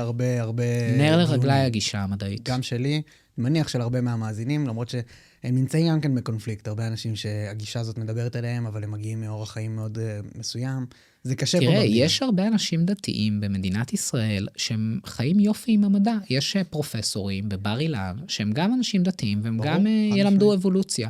אבל התפיסה במדינת ישראל הפוליטית, בצד הפוליטי שלה, היא שגימטריה זה כלי לקבלת החלטות, ושתפילות אברכים עוזרות לביטחון המדינה, ושכל הקשקושים הדתיים הם איזושהי עובדה מדעית, ואת זה אני לא מקבל, והעמדה שלי לא יוצגה בפוליטיקה. מסכים. אני אישית, הדברים שאתה אומר האלה גורמים לי לרצות פשוט לא להיות פה, כי אני לא רואה את זה משתנה. אז אני אשמח שתראה לי... או שתתמוך בי פשוט. אולי, אני אשמח שתראה לי מה אתה בעצם מציע, מה החזון בפועל. מהצד שלי כרגע זה נראה שבטח שהמפלגה הדמוקרטית, אני לא רואה הצלחה גדולה באופק, ברשותך, כן, אם יורשה לי, ואני בטח לא נביא, אולי אני אתבדה, אבל הרעיונות המרציים, הרעיונות חילוני, אני אפילו לא יודע בדיוק איך להגדיר אותם לגמרי, אבל הם נכחדים, אני מקווה שאתה מבין על מה אני מדבר. לא סתם הייצוג בקלפי הוא הייצוג בקלפי, זה באמת דעת הציבור. הפרדת כת ממדינה, הפרדת דת ממזומן, זה העמדה בצורה סיסמטית, אבל היא עמוקה. אנחנו הולכים להפסיק לממן את הכת החרדית. כשאתה מדבר בשם המפלגה? אני מדבר בשם עצמי והעמדות שאני מקדם אותן. אוקיי.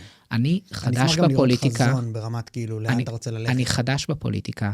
אני לא הייתי חבר כנסת עדיין. נכון. אני לא נבחרתי עדיין לציבור, ואני מציע לך את הדעה שלי. העמדה שלי היא הפרדת כת ממדינה והפרדת דת ממזומן. אני רוצה להפוך את ישראל למדינה הכי עשירה והכי מצליחה ב-OECD. אני רוצה שזה יהיה המקום הכי טוב עלי אדמות, והדרך לעשות הזאת היא כדלקמן. דבר ראשון, אנחנו מפסיקים לממן כתות דתיות. אני רואה בחרדים ככת ששולטת גם במין, גם בידע וגם במזון של חבריה, ולא תהיה לש"ס וליהדות התורה מערכת חינוך. ברגע שאני נכנס לתפקיד, המערכת הזאת נסגרת. שנית, אני פשוט קפצת מעבר לשאלה שלי, שזה בסדר, אני אשמח שגם תענה על זה. אני מציע לך את החזון שלי, את לא, התוכנית הפרקטית. שלב לפני זה שבפועל יצביעו. כי אני חושב שהאנשים שאתה מדבר עליהם, שאתה רוצה לעשות עבורם דברים מסוימים, הם מצביעים ברגליים הפוך ממה שאתה אומר. תראה, אני אמרתי לך את המציאות העובדתית, אני חדש בפוליטיקה. יש הרבה אנשים שהם שינו את ישראל בצורה דרמטית, והם לא עשו את זה בקדנציה הראשונה שלהם, או במועמדות הראשונה שלהם.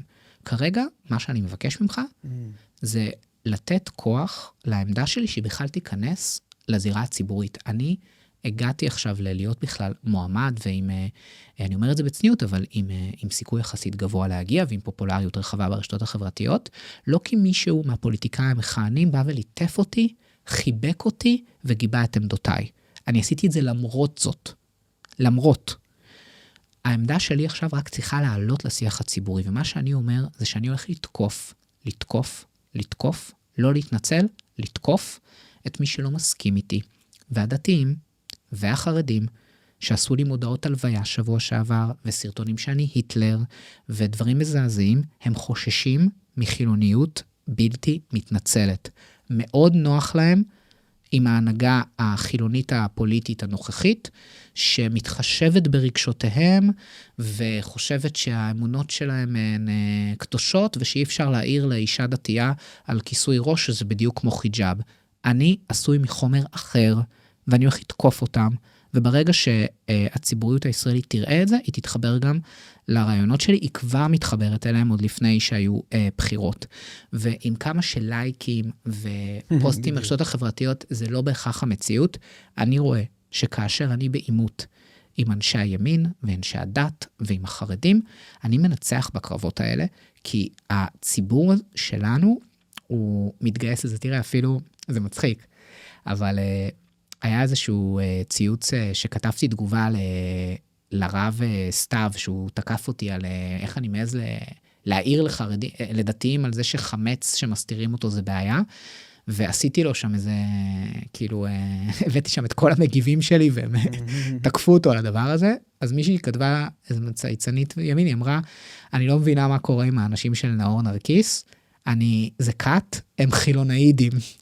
אז כן, אנחנו נהיה חילונאידים בציבוריות הישראלית, והחילונאידים, אם בהתחשב בכל מה שהדתיים והחרדים מתעללים בנו, אולי באמת כדאי שנהיה גם קצת כת. הדבר שאני גורם לי להיות סקפטי, זה האופן הסקטוריאלי שבו הפוליטיקה הישראלית בנויה. הרבה אנשים לא מצביעים חזונית או רעיונית, אנשים מצביעים שבט. ולכן נראה לי ש"ס, יהדות התורה וכדומיהן, כל כך משגשגים. כי בעצם השבט הולך ומצביע, והוא לא פותח מצע, הוא לא שואל שאלות, הוא לא מעניין אותו בכלל מה אנשים אומרים. וככה הם מקבלים גם את הסכומים שהם מקבלים. אני רוצה לתת לך דוגמה באמת הכי אישית וזה. השבוע הצל פרסם תמונה שלי,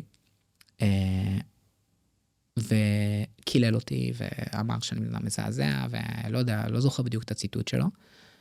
ומה לעשות, כמו כל פוליטיקאי, אני קורא מה כותבים עליי. ונכנסתי לתגובות, וציפיתי לאסון. מאות אנשים, אפילו רוב מהאנשים על העמוד של הצל, שזה הדבר הכי ימני וסקטוריאלי, באיזו רשת? הצל, התגייסו להגן עליי. באיזו רשת?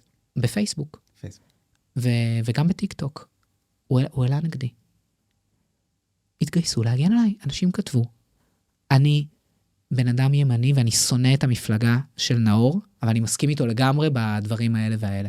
כלומר, אני מצטט לך תגובות אמיתיות, הם כתבו, אני שונא את המפלגה שלו, אני מאוד אוהב את העמדה החילונית הזאת, ומאות אנשים כתבו, אז תיכנס אחר כך התגובות ותראה. כן. פירוש הדבר הוא, שאם העמדה שלי תגיע לנוכחות גדולה יותר בציבוריות הישראלית, וכרגע, גם התקשורת, וגם הפוליטיקה הישראלית, היא עדיין לא מכילה את העמדה שלי. אתה יודע, אני משתף אותך באופן עמוק, לא סיפרתי את זה למישהו. היו לי השבוע 2 שיחות עם עיתונאים, מאוד גדולים, מהערוצים הגדולים. והם אמרו, ושאלתי אותם, תגידו, למה אתם לא מתייחסים לקמפיין של הכיסוי ראש? למה? והם אמרו לי, נאור, אנחנו מסכימים איתך, אבל זה יפגע בסיכוי של השינוי להגיע, אם ישמעו את העמדה שלך. כלומר, אנחנו לא מדווחים על זה, ואנחנו גם לא ניתן לך במה, באולפן. דרוקר נתן לי, אבל תחשוב באיזה ערוצים לא נתנו לי, כי זה יפגע בסיכויים. כלומר, מנסים להשתיק את העמדה הזאת, אבל העמדה הזאת, להשתיק אותי, זה להשתיק את החילונים בישראל, שהרבה מהם תומכים בעמדה הזאת, ועשרות עיתונאים עם תוכניות ועם רדיו, תקפו אותי ברשתות החברתיות, אבל לא נתנו לי במה להגיב להם. עקיבא נוביק חסם אותי, והוא הגיב לדברים האלה, ועמית סגל חסם אותי מהרשתות החברתיות, והוא הגיב לדברים שלי. מה אתה אומר? ובערוץ 14, כמעט כולם שם חסמו אותי, חוץ מינון מגל, אני אתן לו את הקרדיט על הליברליזם, והוא לא חסם אותי. גם אמרת שאהבת לשמוע פה את הפרק שלו. אני מאוד אהבתי, באמת, אני רוצה להחמיא לך, אני שמעתי גם את הפרק עם ינון מגל, ואני חושב שיש משהו בך בתור מראיין, שהוא מאפשר לבן אדם לדבר ולהקשיב לו ולראות את המורכבות שלו. ותראה, העמדות שינון מגל מקדם הן מאוד מסוכנות בתפיסה האישית שלי, אבל אי אפשר להגיד שהוא לא בן אדם מוכשר ומיומן במדיה ובתקשורת, אולי הכי מיומן במדינת ישראל, ואני נותן לו, כן, יש לו עמדות שאני לא מסכים איתן, אבל המקצוענות שבה הוא מקדם את העמדות האלה, היא ראויה לציון. אני לומד ממנו את הדברים האלה, ואני גם משתמש בשיטות כאלה. אני, משהו שמחרפן לדעתי, את הימין הביביסטי, בהתנהגות החילונאידית שלי, זה שאני משתמש בכלים שלהם, בשביל להילחם בעמדות שלהם, והם לא רגילים לזה. הם רגילים לזה שמאוד רגישים לכל הדברים שלהם, ולא תוקפים אותם, ואני תוקף אותם ללא הבחנה. מתי בפעם האחרונה פוליטיקאי חילוני אמר לדתיים, יאללה, תגייסו את הבנות שלכם? מה זה הקומבינת הסדר של הדתיים שהם עושים לי חצי שירות צבאי? תעשו שירות מלא. מה זה? תעשו. מתי תקפו אותם? אף אחד לא תקף אותם. אנשים קיבלו את כל הזכויות יתר שלהם בתור... נדבר על התקיפה עצמה. הם לא רגילים שתוקפים אותם. כן. מי תקף את הדתיים ואמר להם, חמודים שלי, כיסוי ראש, זה כמו חיג'אב. במה אתם שונים מהמוסלמיות באיראן? גברת גילה גמליאל שעושה לי קמפיין חילון, את לא שונה, את מקדמת את האלה, יושבות איתך בממשלה, בחוג'בות. כמה דברים. קודם כל, מעריך את מה שאתה אמרת עליי, ממש נחמד מצדך, תודה. בנוגע להקשר של בעצם איך אני מנסה להבין, אם לדעתך הציבור השבט הדמוקרטי עלול להביע נוכחות כי אני את זה לא רואה קורה, ואני חושב שהמערכת עצמה עובדת פה לרעתך. כי היא מאוד מעודדת סקטוריאליות, שבה הציבור החילוני חלש. יש איזה 400,000 מצביעים בתל אביב שלא הצביעו.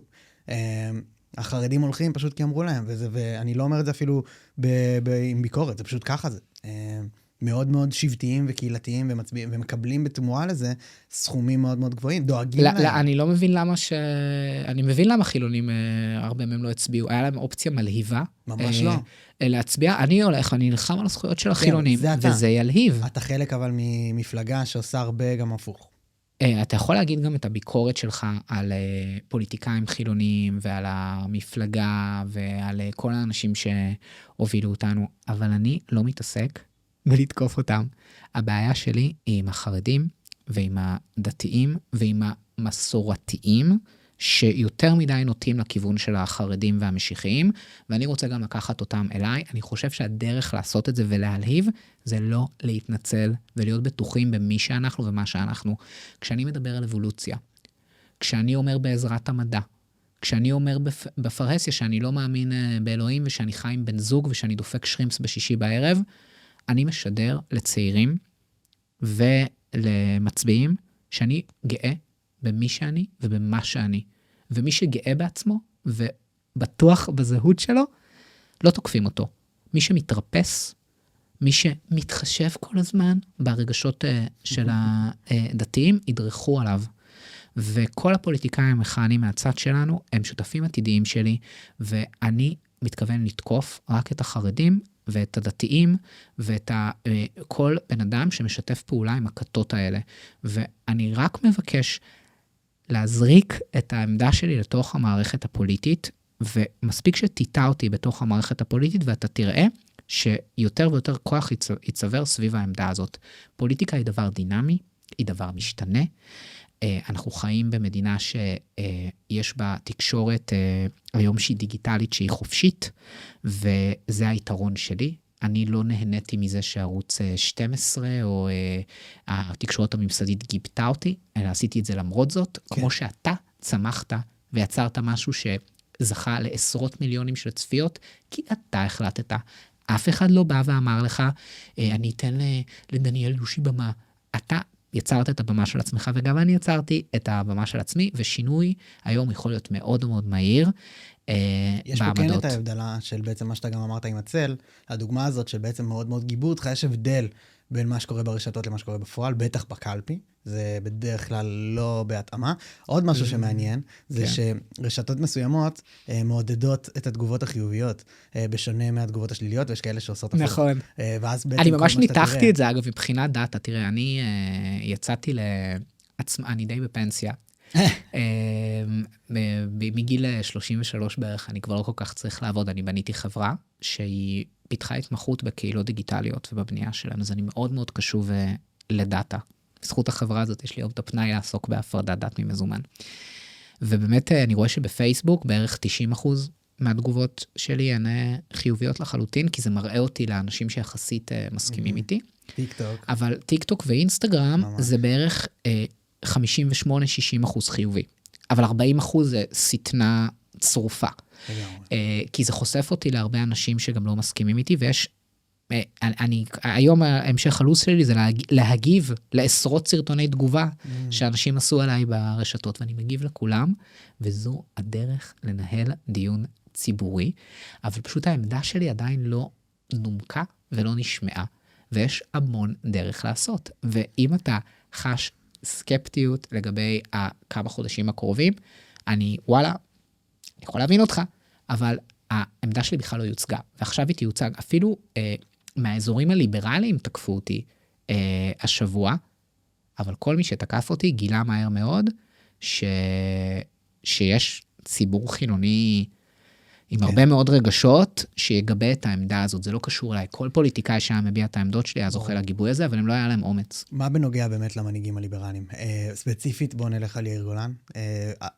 אתה מאמין שהוא יכול להיות דמות מפתח, אם לא בחירה ביותר במדינה? הדמוקרטים זאת המפלגה הכי אמיצה במדינת ישראל.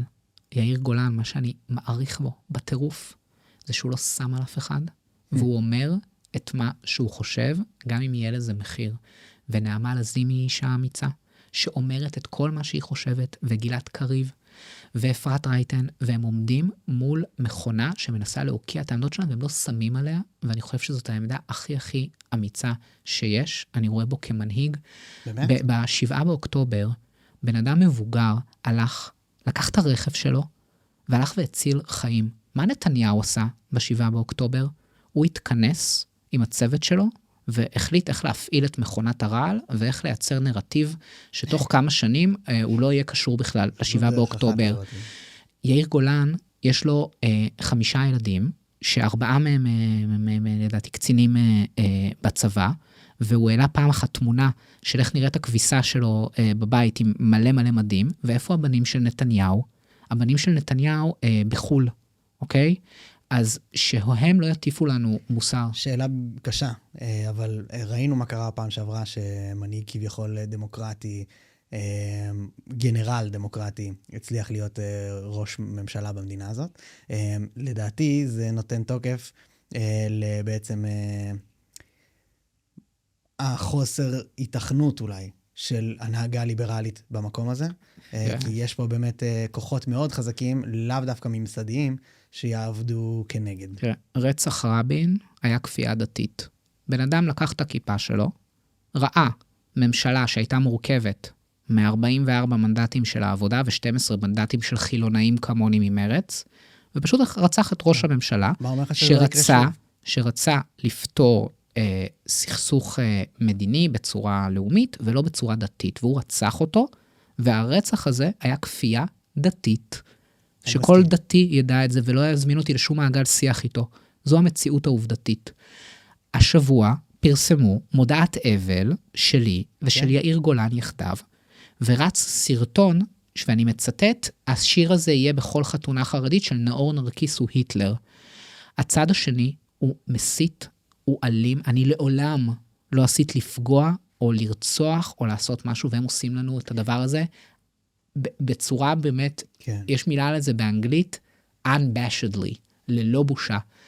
ואנחנו נעלה מולם להתקפה, וכל האנשים האלה שהיום נהנים מההגנה של בן גביר, על ההסתות הפרועות שם, תגיד, נראה לך שבן אדם שהיה עושה מודעת אבל לנתניהו וינון מוגל, לא היו תופסים אותו תוך שנייה וקולעים אותו? חד משמעית, כן. אז למה לי לא? אני אזרח. וכל הציבור החילוני צריך לגבות אותנו, וגם לקבל את ההתקפות שלי, כי הצד השני הוא לא בוחל באמצעים, והוא גם ירצח אותי, אם הוא יצטרך. אתה יודע שאותי תקפו פיזית כמה פעמים, כי מה עשיתי? הבאתי עמדה, שחרדים צריכים להתגייס, ושאבולוציה זה סבבה. אפשר לחשוב. אז אני אומר את זה גם מדאגה אמיתית, כי אני באמת חושב שהם עלולים לעשות משהו כזה, אבל רגע ברשותך,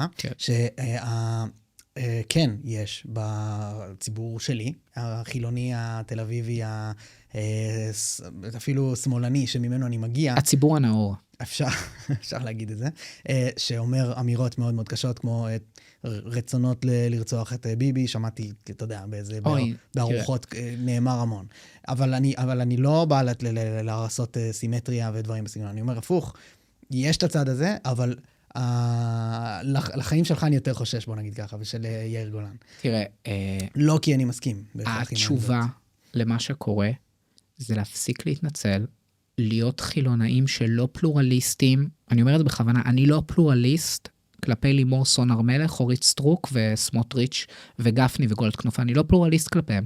מבחינתי, מלחמת חורמה בערכים שלהם, בתקציבים שלהם ובאמונות שלהם. האנשים האלה הולכים לגדה המערבית ועושים פוגרומים לפלסטינים בשם הדת היהודית וזוכים להגנה מהמדינה. האנשים האלה, המנהיגים הרוחניים שלהם, במכינות שלהם, הם אומרים שצריך להילחם בחילוניות הישראלית. אני לא פלורליסטי כלפיהם. אתה יכול לצטט אותי. לא פלורליסטי כלפי בריונות דתית בכלל. זה הפתרון. וברגע שאנשים מעלים הודעת אבל שלי ושל יאיר גולן, אנשים צריכים לשבת מאחורי סורג ובריח. ואם התיקים האלה יהיו שלנו בממשלה הבאה, ככה אנחנו נתייחס לאנשים האלה. אפס פלורליזם כלפי כפייה דתית. אפס. אז אוקיי, אני גם חושב פשוט שזה לא שיש גיבוי, זה יותר גיבוי תיאולוגי, רעיוני, שיש להם לעשות את הדברים שהם עושים, כי זה משהו כמו אפילו, אני רואה את זה כהארץ מוקיעה אותנו החוצה, אבל אני רוצה, אבל ברשותך, שהדבר שאני רוצה שתתייחס אליו, זה ההיתכנות של זה לקרות. אתה אמרת, ואני מקבל את זה מאוד, שבעצם יש לך... זה בטוח יקרה, זה בטוח יקרה. תראה, תסתכל מה קורה באירופה. אירופה הכניסה לתוך אירופה המון מהגרים מוסלמים, כן. שהם עוינים את הערכים של האירופאים. ואתה חושב שיהיה לזה תגובת נגד ברורה? עצומה, כמו שלנו תהיה תגובת נגד המשיחיים והחרדים. אני אסביר, כן, בטח. תן לי לנמק לך את העמדה שלי. אירופה קלטה, מתוך פלורליזם, מיליונים של אותות חיג'אב, של אימאמים, של אנשים שהם הומופובים, שהם אנשים שהם אנטי הערכים של המהפכה הצרפתית של שוויון ואחווה, והם משתמשים, האסלאם הפוליטי באירופה, משתמש במנגנון דמוקרטי, כדי להחריב אותו. והאירופאים, באיחור קיצוני, כמו שהאירופאים רגילים, מתחילים להגיב לדבר הזה. מתחילים להגיב לזה. הם יותר לא מקבלים את הגזלייטינג, שאישה עם חיג'אב היא בעצם אישה שבוחרת בעצמה את דרכה, או שאימאם, סיפור אמיתי, בצרפת אימאמים, לוקחים בית ספר צרפתי שמקבל תקציב מהמדינה, והם לא מלמדים על השואה, כי זה פוגע ברגשות הציבור המוסלמי הדתי. וואו. שר החינוך של צרפת, גבריאל אטל, חיסל את התופעה הזאת. מה אתה אומר? חיסל אותה, כי הוא אמר, אני לא פלורליסטי, כלפי אסלאם קיצוני. אז נאור נרקיס לא פלורליסטי, כלפי אורית סטרוק, ואני לא פלורליסטי כלפי סמוטריץ', ואני לא פלורליסטי כלפי גולדקנופ, ואני לא פלורליסטי כלפי דרי. והאנשים האלה משתמשים בפלורליזם, ובחילוניות, בעמדה החילונית שהיא יפה, של לכבד כל אדם באשר הוא אדם, הם משתמשים בערכים הטובים שלנו נגדנו, ואנחנו נשים לזה סוף, בדיוק כמו שהמון עמים באירופה התעוררו כבר, והתחילו לבחור במנהיגים, ששמים סוף לאסלאמיזציה הפוליטית שלהם. אני רואה בחרדיות כמו אסלאם קיצוני באירופה. הם מחנכים בבתי הספר נגד הציונות, הם קוראים ליום העצמאות יום העצמות. הם אומרים לילד שזה יהיה אסון, שהוא יתגייס לצבא, זה יהיה אסון גזירת שמד לעם ישראל, אם הוא יעשה את זה. אני לא מקבל את זה, לא מקבל. לא פלורליסט כלפי הדבר הזה. מבחינתי, החרדים וגם חלק מהפלג המשיחי של הדתיים, הם כמו אסלאם קיצוני באירופה, כך אני מתבונן עליהם כשאני מסתכל, והציונות החילונית תעמוד מולם, ואנחנו גם נתעורר כנראה לדבר הזה, יותר מהר גם מהעמים באירופה, אבל הם מבינים את זה, כי אנחנו הראשונים שמבינים את זה, אנחנו האנשים שבשבעה באוקטובר, ראו איך כל מיני אנשים שהם ליברליים בחול, מכילים את החמאס בתור לוחמי חופש עלק. ואנחנו לא הבנו. אנחנו אמרנו, אנחנו ליברלים, אנחנו פלורליסטים. איך אתם מקבלים את הדבר הזה? זה אנשים שהתבלבלו ושכחו מה אומר סט הערכים הפלורליסטי, ליברלי, חילוני במערב. והוא אומר את מה שפופר אמר, של פרדוקס הסובלנות. כל חברה שהיא סובלנית, אם היא תהיה סובלנית מדי כלפי דעות נאציות, כלפי דעות פשיסטיות, כלפי דעות דתיות קיצוניות, החברה הזאת תושמד, ואני רוצה גם לתת פה דוגמה היסטורית מרהיבה. לפני, זה כבר לפני כמעט, זה מאות שנים, אבל האנושות הייתה לפני התקדמות אדירה באימפריה הרומית, אבל היא נפלה לטלפיים של הכנסייה, ובעצם מה שקיבלת באירופה, זה 1000 שנה של דאעש נוצרי, שעשה רגרסיה. אם הם היו מוקיעים את אנשי הדת, יכול להיות שהיה לך כבר אייפון בשנת 1300 או 1400. ומה שאני אומר פה זה שאנחנו עלולים לעבור רגרסיה עם העמדות שלי יפסידו, אבל אנחנו ננצח, תשמע, אני מסתובב פה ברחוב, כולם מחבקים אותי, אומרים לי, נאור, אני מגיב לך, תוריד את כל הכבוד על הסרטון כיסוי ראש, למה אלה הולכות להפשיט את כל האנשים פה בישראל מהזכויות שלהם. אנחנו לא קונים יותר את הגזלייטינג שלהם. מבחינתי, הימין הישראלי הוא ווק שמקבל את החרדיזם ואת המשיחיזם ואת כל השטויות האלה, ושכח מה זה להיות חילוני. ואני זוכר מה זה להיות חילוני, ואני גאה בזה. ואני אחפור עליהם על אבולוציה בנועם הליכות, אני לא איים עליהם בשום צורה, אבל אני אגיד את תפיסת העולם שלי, ואני חושב שכבר מה שאני עושה, הוא משנה את המציאות. ואני אגיד פה משהו שהוא, זה כאילו משהו שמתפתחת לי תוך כדי השיחה. בנט לא גינה את הסרטון שלי על הכיסוי ראש. גם לפיד לא גינה את הסרטון שלי על הכיסוי ראש, ולפיד כנראה מסכים איתי, הוא הרבה יותר קרוב אליי. גם יאיר גולן כמובן לא גינה את זה, וגם אייזנקוט לא. ובנט הוא בן אדם דתי. למה לדעתך בנט לא גינה סרטון שלי שאני מסיר כיסוי ראש? כי הוא יודע שאם הוא היה מגנה את הסרטון שלי, הוא היה מקים עליו את העוצמה החילונית החבויה, שכן קיימת, והיו יוצאים נגדו, והוא היה מפסיד כמה מנדטים של חילונים, שאומרים לו, למה מה קרה? הן פרימיטיביות, אתה מגבה אותן? ולכן הם יודעים את זה. תחשוב, הוא בן אדם דתי. כן, הוא לא העז לעשות את זה, ומה שאני עשיתי, אני באתי ואמרתי, לציונות החילונית, יש שתי רגליים, יש לה ידיים, והיא יודעת להחזיר פייט, ואף אחד לא יפגע ברגשות שלנו, בלי לחטוף תגובה ציונית חילונית הולמת, והמסר הזה עבר כלפי הלשכות של כולם. זה עבר. כן, אוקיי, אז גם זה דוגמה מעולה מה שנתת, שתי דוגמאות מעולות. אחד עם בנט זה דוגמה מעולה דווקא בעיניי הציבור השני שעומד מנגד חושב דברים הפוכים לחלוטין, ועכשיו הוא בטח יתקומם על הדברים שאתה אומר בהקשר שלו, כי הוא כביכול כרגע בעיני הציבור הימין, הדתי, ממש בוגד בעצם פונה לרגשותיהם של השמאל החילוני, ועושה, אתה יודע, משתמש בו לקולות, ובעצם מכר את עצמו פוליטית, זה דעתם, ואז אתה יודע, זה רק פשוט עניין השיח חרשים, אבל עניין היותר מעניין... אני לא חושב שהוא בוגד, הוא... אתה בטח שלא, אני לא חושב שאתה חושב את זה. אני אומר שהציבור הימני חושב את זה. אבל הם צודקים בדבר אחד, בסיס הקולות שלו היום, הוא מבוסס על אנשים שיותר קרובים לתפיסת העולם שלי, מאשר לתפיסת העולם הדתית שלו. אולי 6 מנדטים. אני חושב ש... אבל רגע, יש דברים יותר מהותיים, אנחנו פה מתקרבים לסיום ברשותך.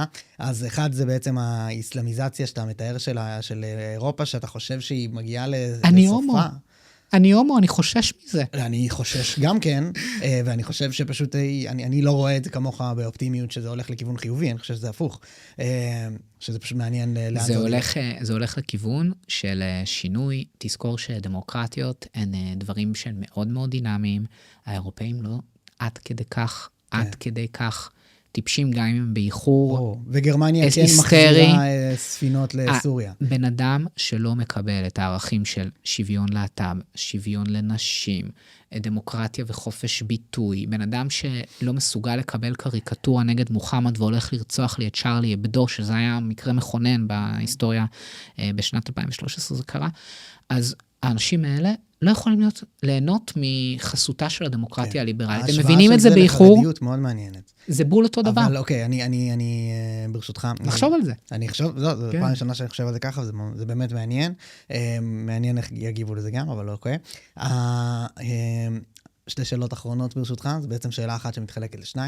אם אתה יכול ברשותך, גם לפנות לציבור החילוני המיואש, שזה די אתה עושה במהלך השיחה, בעצם לשלהב אותו, לך מה בעצם אתה חושב שהוא צריך לשמוע, בשביל ללכת לרעיונות שלך, אבל כנ"ל גם לציבור שלא מסכים איתך, הציבור הגדול במדינה, שהוא דתי, חרדי, דברים בסגנון הזה, והוא חושש אולי מהדברים שאתה אומר, ראית בעת התקוממויות שהיו לפרקים, לפודקאסט הדיבייט שעשית לא מזמן, מה הם צריכים לשמוע? אותם אנשים שבעצם צורם להם. כן. אז אם אתה יכול לחלק את זה לשניהם. לחילונים ולחילוניות, אני רוצה להגיד, אני אוהב אתכם, אהבה עמוקה. אני אחד מכם, הסיבה שנכנסתי לפוליטיקה, זה כי הרגשתי שאף אחד לא אוהב אותי ואת הרגשות שלי, ולא מעריך את סט הערכים שלי, בתור משהו ששווה להילחם עליו. מה שאתם עושים, זה מתחילים להילחם בכל שיחה בעבודה, בכל שיחה במקלט, בכל דיונים דתיים, על מתי נוצר העולם, האם הדינוזאורים היו לפני מיליוני שנים, או הם נבראו לפני 5,700 שנה בתור מאובנים, שזה מה שדתיים אומרים, אתם תריבו איתם על אבולוציה ועל עובדות, וזה ישנה את מדינת ישראל, כי יותר מדי שנים השתיקו אותנו ואת עולם הערכים שלנו, והיה לנו לא נעים להעיר לדתיים, אז האומץ גם האלימות שאני חטפתי מהדתיים כשדיברתי על כיסוי הראש, קחו את זה, אני הייתי זה שמוכן לספוג את זה ראשון, עכשיו אתם יכולים להתחיל לקרוא להם פרימיטיביים, אם הם רוצים לחסות אישה, או אם הם רוצים לעשות בית ספר שלא לומדים בו מתמטיקה, או אם הם רוצים ללכת להתנחלויות ולרצוח מישהו כי אלוהים אמר להם. אתם מתחילים לקרוא להם פרימיטיביים, קבלו את האומץ, כל מה שאני צריך זה שתקבלו את האומץ הזה לדבר ולבקר חרדים ודתיים. ולדתיים ולחרדים, אני רוצה להגיד לכם שהחגיגה הסתיימה. החגיגה הסתיימה. אתם לא תזלזלו יותר בערכים של הציונות החילונית. אתם לא תדרכו עלינו יותר. אנחנו לא נתרפס בפניכם יותר. ואנחנו גם באנו לתת אופציה לכל בן אדם שהוא חרדי או דתי היום, להצטרף אלינו לציונות החילונית. אצלנו יותר כיף, אצלנו יש יותר חופש, אצלנו יש יותר חופש בחירה אמיתי, ואני מזמין אתכם להכיר עוד מהעולם של החילונים על מדע ועל קדמה ועל זכויות להט"ב ועל זכויות נשים. גם לכם זה מגיע ואתם יכולים להגשים את עצמכם. אני עושה את כל מה שאני עושה, חס ושלום, לא כי אני שונא אתכם, אלא כי אני אוהב אתכם, ואני חושב שגם לכם מגיע ליהנות מהחיים השווים, יש לומר, שיש לנו בתור ציונות חילונית. הייתי רוצה שמכם, הדתיים והחרדים, יצאו אסף רפפורטים, והייתי רוצה שיצאו רז הרשקו, והייתי רוצה שיצאו עדה יונתיות, והייתי רוצה שיצאו אייל ולדמנס. אני רוצה שגם לכם תהיה את האופציה הזאת, ובשביל שאנחנו נהיה המדינה הכי חזקה והכי עשירה והכי מצליחה בעולם, אתם צריכים להקשיב קצת גם לעמדות שלנו בציונות החילונית. לא סתם, זה העמדות שהביאו את העם היהודי למדינה חזקה משלו, ולא העמדות הדתיות שלכם, שאלוהים יעזור לנו. אוקיי, אני מקווה שזה יתקבל ברוח הכי חיובית שזה יכול להתקבל בה. נאור, ממש תודה, היה תענוג. היה לי מאוד מרתק לצלול לרעיונות שלך, ממש תודה. תודה לך, אתה פשוט מקסים. תודה רבה.